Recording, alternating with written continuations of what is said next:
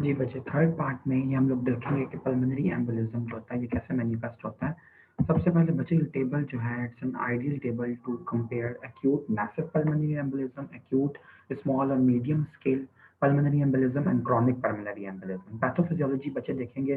सबसे पहले आपको ये पता होना चाहिए कि जो पल्मोनरी एम्बोलाई होते हैं उनका थ्रोम्बस कौन सा होता है। उनका थ्रोम्बस जो होता है बच्चे वो आपको डीप वेन्स ऑफ लेग में मिलता है, और ये आपका प्रॉफ का टिपिकल एमसीक्यू है आपके एफसीपीएस पार्ट 1 का भी, फाइनल ईयर का भी, कि जो पल्मोनरी एम्बोलिज्म होता है उसका सोर्स क्या होता है। तो डीप वेन्स जो होती हैं बच्चे लेग्स की, काफ की, वो रिस्पॉन्सिबल होती हैं जो कि एम्बोलस की फॉर्म में, थ्रोम्बस जो होता है वो एम्बोलस की फॉर्म में ट्रैवल करके और पल्मोनरी वेसल्स के अंदर लॉज्ड इन हो जाता है। अब जो बच्चे pathophysiology involve acute massive pulmonary embolism में वो है मेजर हीमोडायनामिक इफेक्ट्स आते हैं। ठीक है। एक्यूट स्मॉल या मीडियम साइज की बात की जाए तो कोई एक सेगमेंट इन्वॉल्व हो सकता है। आपको पता है कि हाँ, दोनों लेंस के अंदर बायोलैटरली 10 सेगमेंट्स होते हैं और हर सेगमेंट की अपनी पल्मोनरी आर्टरी होती है। तो मतलब उसकी ब्रांच होती है बेसिकली पल्मोनरी आर्टरी की। ठीक है। तो उनके अंदर बच्चा ऑक्लूजन होगा तो मीडियम या स्मॉल साइज हो सकता है। और क्रॉनिक ऑक्लूजन की बात की जाए तो जो माइक्रोवास्कुलेचर होता है पल्मोनरी, उसके अंदर अगर माइक्रो एम्बोलाई अगर ट्रैप्ड हो और ब्लड के फ्लो को ऑक्लूड करें तो that is known as chronic pulmonary embolism. Symptoms की अगर बात की जाए तो एक्यूट में सडनली कोलैप्स मिलेगा, क्रशिंग चेस्ट पेन मिलेगा।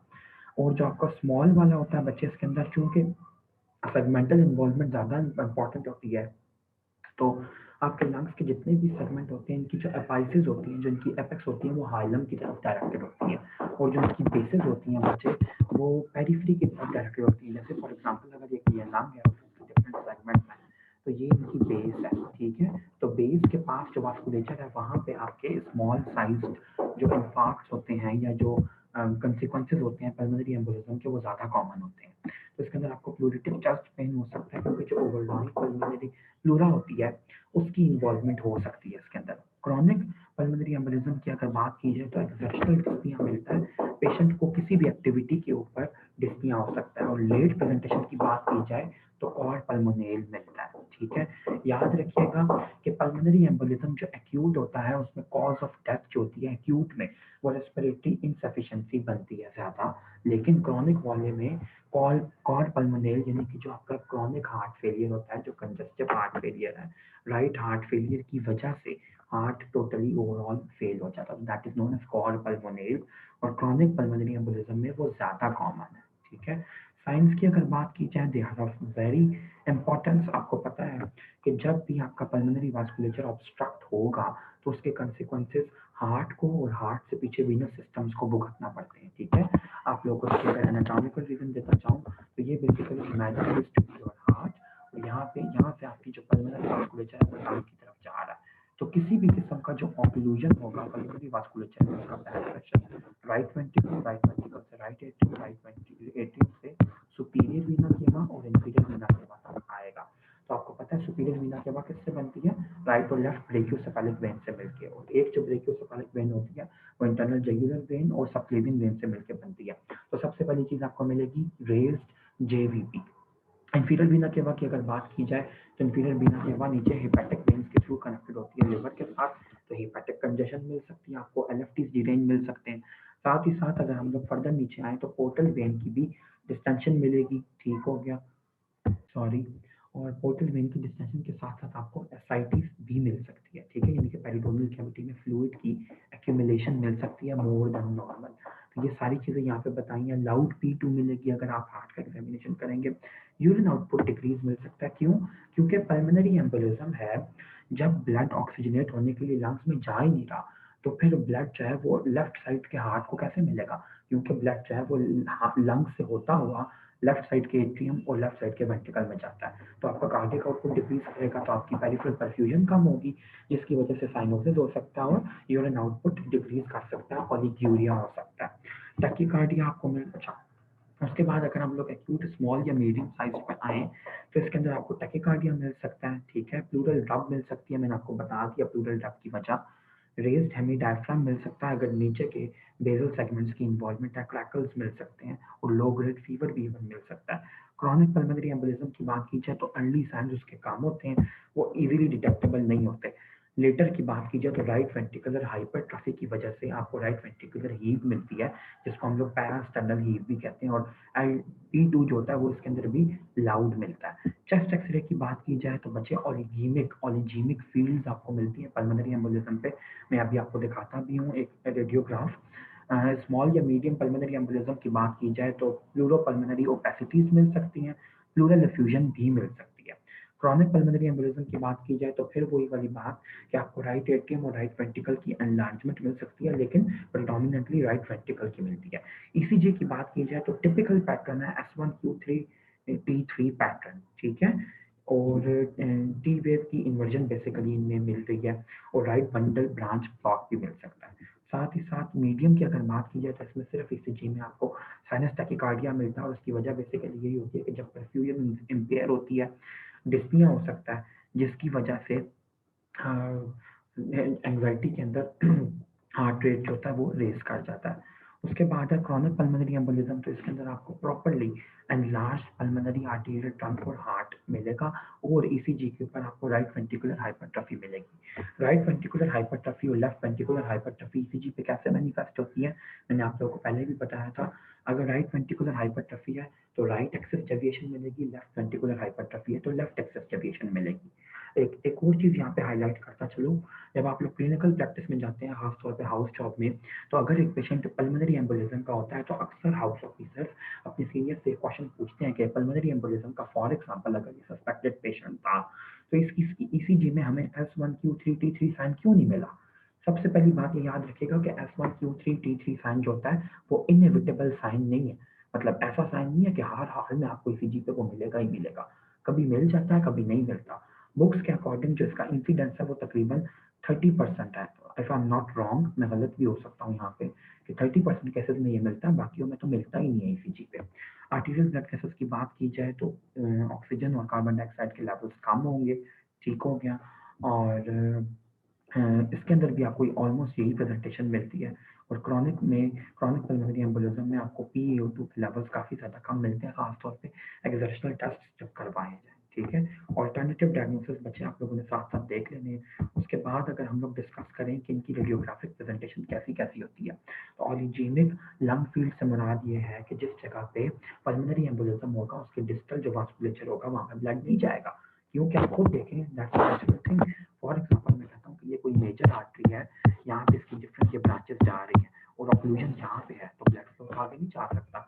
इसकी वजह से जो आपको जो डिस्टल एरिया मिलेगा लंग का वो ऑलिजीमिक मिलेगा, ठीक है, ऑलिजीमिया मिलेगा वहाँ पे। साथ ही साथ जो डिस्टल आर्टरी आपको मिलती है वो भी सॉरी जो proximal part of the artery का वो आपको एनलार्ज मिल सकता है, ठीक है, क्योंकि वहाँ पे ब्लड की एक्यूमुलेशन बहुत ज़्यादा हो सकती है।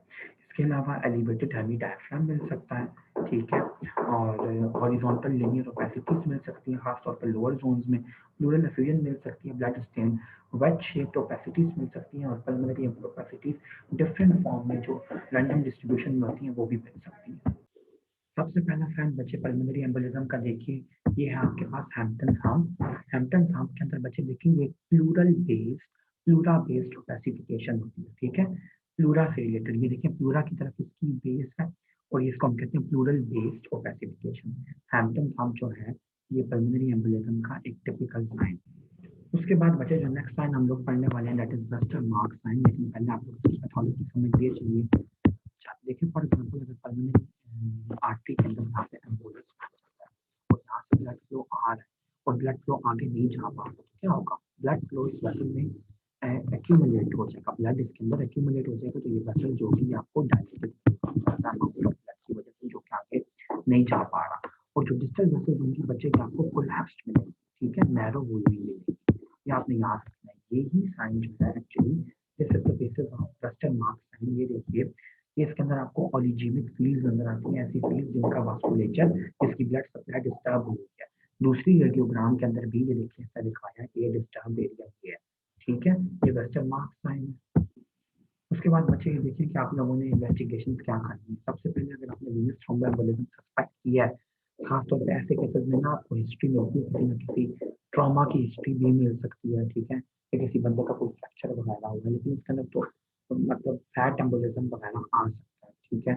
उसके अलावा आपको डीवीटी की हिस्ट्री मिल सकती है, तो आप ये देखें कि सबसे पहले आप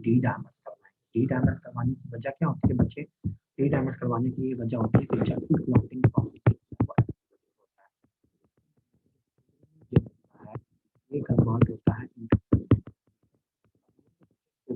इसकी जो डिग्रेडेटिव प्रोडक्ट्स होती हैं इनको हम कहते हैं फिब्रिल डिग्रेडेशन प्रोडक्ट, और इनको मेजर करने के लिए हम लोग डी डायमर का टेस्ट करवाते हैं। मैंने आपको इसकी पैथोलॉजिकल रीजन बता दिया कि डी डायमर बेसिकली कहाँ से आता है। तो डी डायमर अगर बहुत ज़्यादा है तो इसका मतलब है फिब्रिल डिग्रेडेशन प्रोडक्ट बहुत ज़्यादा है, इसका मतलब है फिब्रिन बहुत ज़्यादा है, इसका मतलब है फिब्रिनोजन फिब्रिन में बहुत ज़्यादा कन्वर्ट हो रही है, इसका मतलब है क्लॉटिंग प्रोसेस जो है वो हाईली एक्टिवेटेड है। क्लॉटिंग प्रोसेस एक्टिवेटेड होने का मतलब है कि basically thromboembolic phenomena hyper coagulable state body में चल रही है। अगर डी डायमर नेगेटिव आ जाता है फिर तो आप लोग एक्सपेक्ट नहीं करेंगे। डी डायमर अगर पॉजिटिव आता है दो कंडीशन में, या तो लो रिस्क आता है और आता है डी डायमर दोनों कंडीशन में नेगेटिव, और रिस्क आप देखें कैसा है। अगर डी डायमर पॉजिटिव आ जाता है और रिस्क हाई है तो आप ट्रीट करेंगे, कंफर्म करेंगे अपना diagnosis by performing the following investigation. अगर डी डायमर पॉजिटिव आता है और रिस्क लो है फिर भी आप ये इन्वेस्टिगेशन करवाएंगे, लेकिन अगर डी डायमर नेगेटिव आता है और रिस्क हाई है फिर भी आप ये इन्वेस्टिगेशन करवाएंगे। अल्ट्रासाउंड लक्स की वेन का करवाते हैं, ठीक है, और डॉपलर बेसिकली डॉपलर अल्ट्रासाउंड या डुप्लेक्स अल्ट्रासोनोग्राफी करवाते हैं देखने के लिए कि लक्स की वेन के अंदर तो किसी का कोई थ्रोम्बस नहीं है। नंबर 2 पे सीटी पल्मोनरी एंजियोग्राफी करवाते हैं। सीटी पल्मोनरी एंजियोग्राम जो आपको मिलता है बच्चे याद रखिएगा, it is the most important test of pulmonary embolism. Pulmonary embolism के लिए सबसे अच्छा टेस्ट है, ये आपको प्रॉफ का क्वेश्चन दिया। और नंबर 3 पे वेंटिलेशन परफ्यूजन स्कैन, ये भी आप लोग करवा सकते हैं, ठीक हो गया। लेकिन जो आइडियल चॉइस होगी वो सिटी पल्मोनरी एंजियोग्राम ही है। बच्चे पल्मोनरी एम्बोलिज्म में जो रिस्क की प्रोबेबिलिटी होती है वो लोग आप लोग वेल्स क्राइटेरिया के अकॉर्डिंग क्लासिफाई करते हैं। वेल्स क्राइटेरिया बहुत अच्छे तरीके से बेले एंड लव में भी दिया हुआ है। अब आप लोग ये वेनस डिसऑर्डर जो है pulmonary embolism, sorry arterial disorder जो है पल्मोनरी एम्बोलिज्म का रिलेटेड टू डीवीटी, ये आप अभी यहाँ पे पढ़ रहे हैं, तो आपने अब बेले एंड लव में या सर्जरी की बुक में आपकी जो भी है उसके अंदर ये पढ़ने की जरूरत नहीं है क्योंकि यहाँ पे कवर है। सबसे पहली बात ये कि अगर बंदे को डीवीटी के साइन हैं तो 3 स्कोर देंगे आप। पल्मोनरी एम्बोलिज्म मोर लाइकली आपको लग रहा है किसी और डायग्नोसिस से तो 3 स्कोर। टैकीकार्डिया 100 बीट से ज्यादा है तो 1.5। सर्जरी या इन सर्जरी हुई है किसी बंदे की तो इसका मतलब है वो बेड रिडन है, या इमोबिलाइज्ड है किसी और वजह से, जैसे किसी को स्ट्रोक हुआ है वो इमोबिलाइज्ड है इन प्रीवियस 4 वीक्स में किसी का, तो 1.5 देंगे आप स्कोर। प्रीवियसली डायग्नोज अगर उसका केस रहा है तो फिर भी 1.5। हिमोप्टिसिस है तो 1, एक्यूट मैलिग्नेंट डिजीज है तो 1।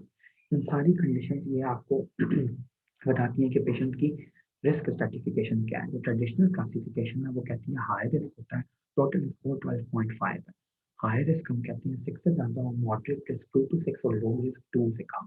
तो जो मैंने आपको बताया है कि डी डायमर के साथ आपने रिस्क मेंशन करना है वो आपने एक्चुअली इसके अकॉर्डिंग मेंशन करना है।